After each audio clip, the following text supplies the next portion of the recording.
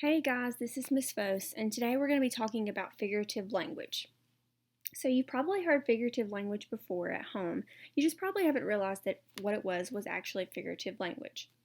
So today, here are our objectives. Students will be able to define different types of figurative language such as idioms, similes, hyperboles, alliterations, metaphors, personifications, onomatopoeias, and oxymorons. Students will be able to analyze and interpret the meaning of different types of figurative language in a text. Students will also be able to identify figurative language within a text. I can statements. I can define the different types of figurative language. I can interpret the meaning of different types of figurative language, and I can identify figurative language in a text. Okay, guys, so you should have your figurative language reference sheet in front of you. So I've come up with a funny acronym called iShampoo, and this is just a helpful way to help you remember all the different kinds of figurative language. So I'm going to start going over those now. I is for idiom, a word or phrase which means something different from its literal meaning. S is for simile, a comparison of two things using like or as. H is hyperbole, an extreme exaggeration that usually uses humor. A, alliteration, a repetition of consonant sounds in a sentence. M is a metaphor, a comparison between two unlike things. P is personification, giving an unhuman-like thing human-like characteristics or qualities. O is for onomatopoeia, a word that describes a sound and mimics the sound of the object or action it refers to when it is spoken. And another O for oxymoron, a phrase made of two or more words that actually have opposite meanings. Okay, so I'm going to pull up a PowerPoint and we're going to go over this. And this is just something that you're going to follow along with. And keep your reference sheet out in front of you. Figurative language. Okay, so what is figurative language? Figurative language describes something by comparing it to something else. Figurative language is not meant to be taken literally. It is the opposite of literal language. And we've already talked about literal language in class. And I gave you guys the example. If it is raining cats and dogs outside, what does that literally mean? And you guys told me that cats and dogs would actually be falling from the sky. Another word for literal is actual. Now, if I was speaking figuratively, what would "it's raining cats and dogs from the sky" mean? That would just mean that it was raining really, really hard. Okay, so another example is if someone is described as having a green thumb, the literal interpretation is that the person's thumb is truly green, as in the picture on the left. The figurative interpretation is that the person is just good with green plants or gardening. Miss Fos does definitely not have a green thumb. How to recognize literal language. If the word truly means what they say, then the words are literal.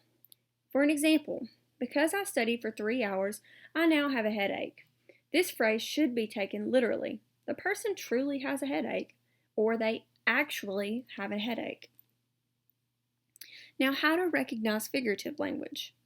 If the words do not truly mean, or they do not actually mean what they say, then the language is figurative.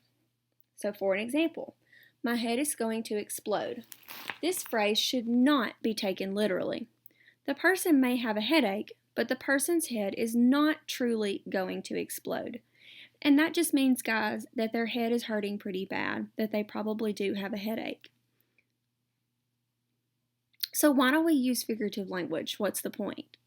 Writers, especially poets, use figurative language to engage the reader and make the text more interesting. The writer actually tries to draw a picture for you in your head. Figurative language allows the reader to visualize an array of images. This would not be as powerful or effective without the aid of figurative language. Alright, so here are some different types of figurative language like we've already talked about.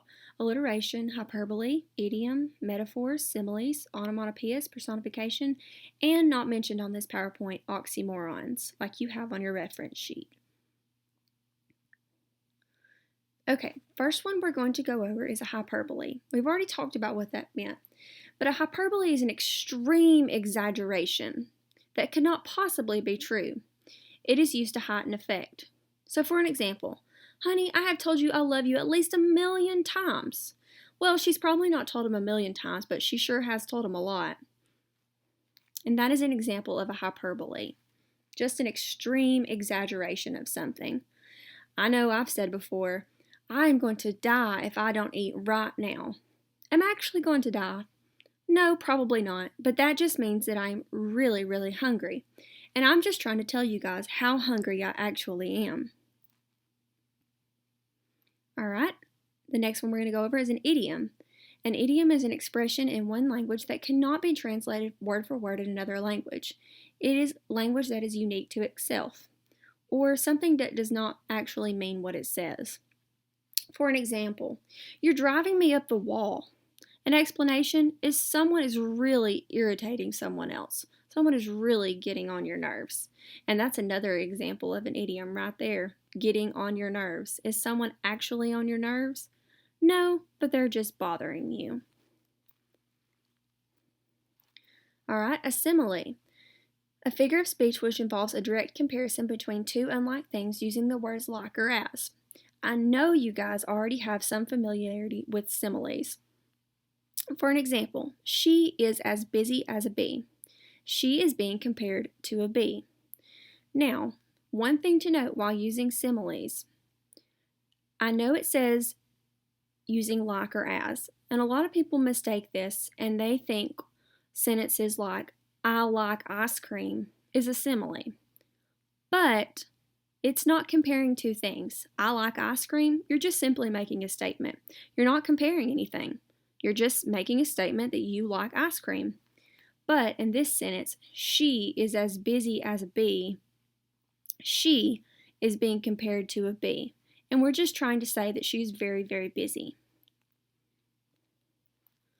All right, metaphor. A figurative of speech that is similar to a simile. Like a simile, a metaphor compares two unlike things.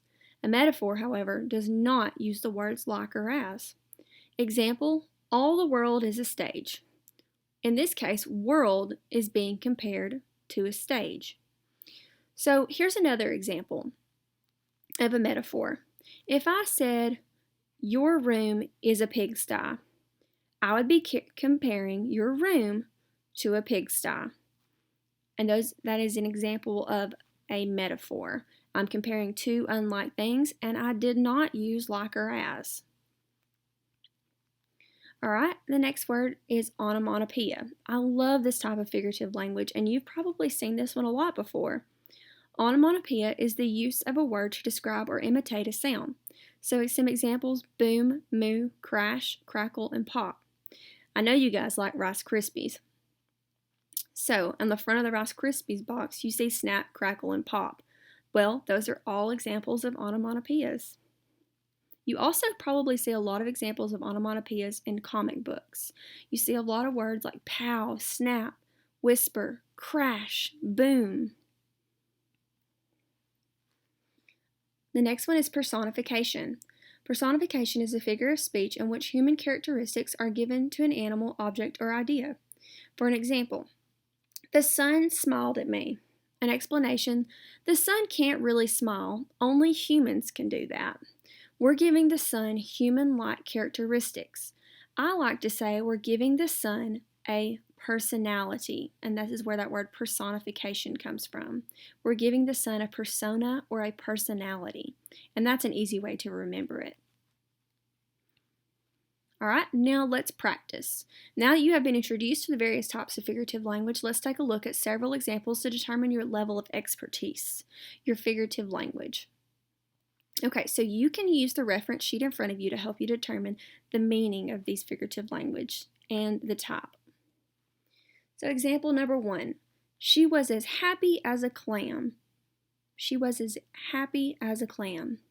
Take a minute to think about what kind of figurative language is and what this actually means. She was as happy as a clam.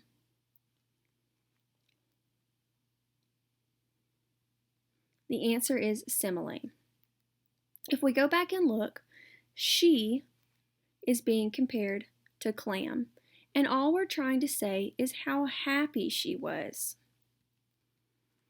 Example number 2, the flowers danced in the wind. The flowers danced in the field.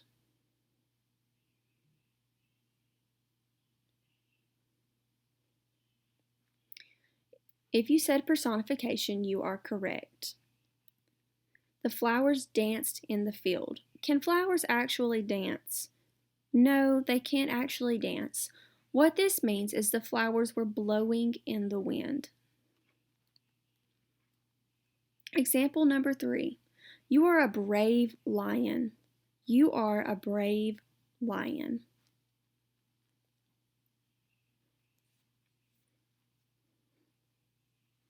Now, if you said metaphor, you are correct. You is being compared to a lion, and all we're trying to say is how brave you are. Example number 4. Beep, beep, said the road runner to the coyote. So we're going to try to figure out what this beep, beep, what kind of figurative language is that? If you said onomatopoeia, you are correct.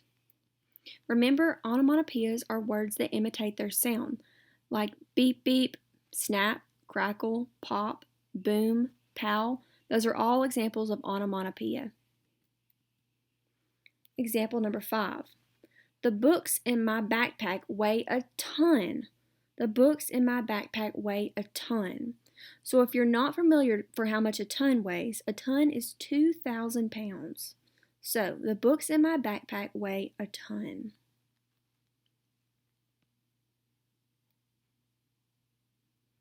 If you said hyperbole, you are correct.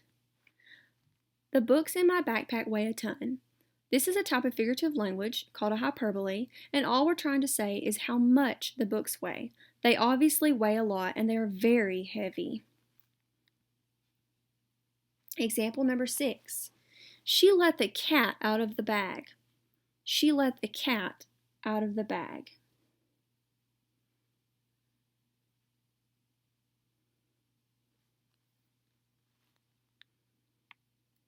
If you said idiom, you are correct. If you're not familiar with this type of figurative language called an idiom, she let the cat out of the bag means that she told a secret. If you let the cat out of the bag, figuratively, you tell a secret. Now, literally, think about that. Literally, what would that mean? She let the cat out of the bag. Now, literally, another word for literally means actually. So what would that mean? If you said to actually let a cat out of a bag, then you are correct. That's what it would mean literally. But figuratively, it just means to tell a secret. Okay, so your example sheets on the back of your reference sheet. There are some examples of figurative language on there. So right now, I want you and your friend to practice. You and your elbow partner to practice. Here's a bunch of different examples. He is so fast, he is like a race car. My pencil is as sharp as a knife. My bed is as soft as a cloud. The pencil ran across the page. The teacups were chattering to one another. The cow laughed as I walked away. I want you to work with your elbow partner to determine what kind of figurative language these are. And then I want you to write underneath each figurative language, what do they actually mean? If we were speaking literally, what would they actually mean? So I want you to work with your elbow partner to do that right now. Okay, he is so fast, he is like a race car. If you said simile, you are correct. The cow laughed as I walked away. If you said personification, you are correct. My pencil is as sharp as a knife. If you said simile, you are correct. The teacups were chattering to one another. If you said personification, you are correct. My bed is as soft as a cloud. If you said simile, you are correct. The pencil ran across the page. If you said personification, you are correct. Now let's talk about what these actually mean. He is so fast, he is like a race car. And that just means that he is very fast, because we all know from prior knowledge that race cars are very fast. My pencil is as sharp as a knife. We know from prior knowledge that knives are very sharp, so my pencil is as sharp as well. My bed is as soft as a cloud. We know that clouds, metaphorically speaking, are very soft, so my bed is very soft also. The pencil ran across the page. Can pencils run? No, they can't run, but they can write on your page. So that just means that the pencil was writing on the page. The teacups were chattering to one another. Can teacups actually chatter and talk? No, they cannot, but they probably were clanging against one another, making them sound like they were chattering. The cow laughed as I walked away. Can cows laugh? No, they cannot, but he was probably mooing as I walked away.